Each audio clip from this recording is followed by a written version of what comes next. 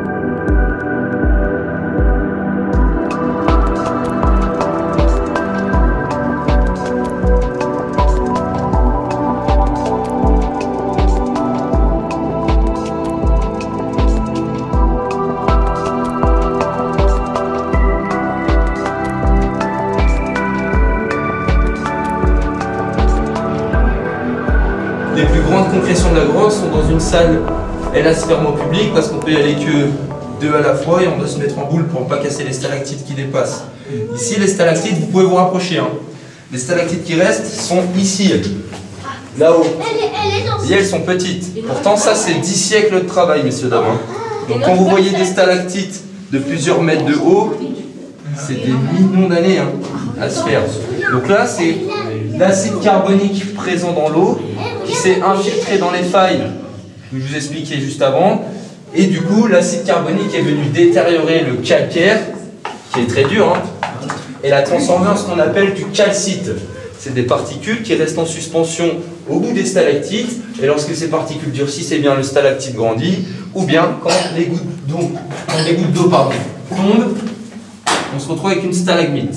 Seulement, vous avez vu la différence de taille un peu particulière, c'est parce qu'on appelle ça une coulée de Malt-Milk. C'est un mot allemand qui veut dire lait de lune, parce que la couleur de base du calcite, c'est blanc, comme vous voyez un petit peu au-dessus. Donc là, cette terre glaise a été recouverte d'une épaisse couche de calcite qui est maintenant très dure, quasiment aussi dure que le calcaire. Donc là, toute cette terre glaise, qu'il y a partout dans la grotte, désolé pour vos chaussures, vous verrez ça en sortant, elle est venue ici par un glissement de terrain. Toujours le même dont on parlera plus tard. Et là, vous avez ce qu'on appelle des concrétions en chou-fleur. Ici, les spéléologues ne sont pas très créatifs. Ou bien ici, c'est les particules de calcite en tombant sur la roche qui sont éparpillées, en solidifiant, ça donnait cet aspect de chou-fleur, d'où le nom.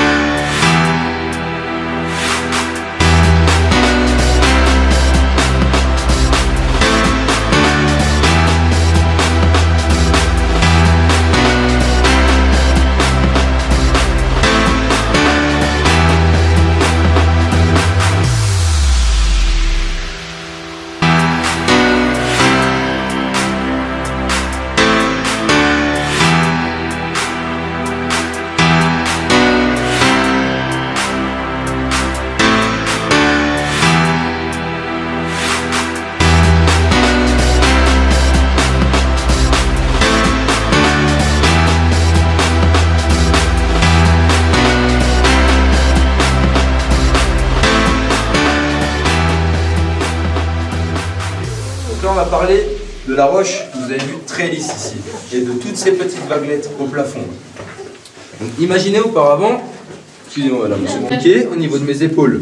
Avec la pression, 4 fois la casquette qui se retrouvait ici, l'eau se mettait à tourner. En tournant, l'eau giflait l'air tellement fort que l'air s'infiltrait par les petites failles et détachait des bouts de calcaire. C'est ce qui fait ce relief de vaguelettes, on appelle ça des coups de gouge. La gouge, c'est un outil à bois très ancien, on prend un marteau, on tape la gouge et on enlève des copeaux de bois. Et bien c'est pareil, hein. L'eau fait office de marteau, l'air c'est la gouge et ça enlève des copeaux de calcaire. Donc à force de travail, l'eau s'est trouvé une sortie derrière monsieur. L'eau a donc pris de la vitesse. Et avec le sable, tout simplement, eh bien, c'est venu polir tout le bas de la grotte. Car ici, c'était le bas de la grotte, bien entendu. Et ensuite, l'eau a parvenu à tous les 10. C'est lorsque l'eau suit le joint de stratification. Ensuite, la faille se termine. Donc l'eau avec la pression se met à tourner, hein, d'où des petits tourbillons au plafond. Et lorsqu'elle en trouve une nouvelle, derrière vous, eh bien, c'est reparti pour une galerie. C'est pour ça qu'on a successivement galerie droite, galerie gauche. Enfin, galerie salle, galerie salle.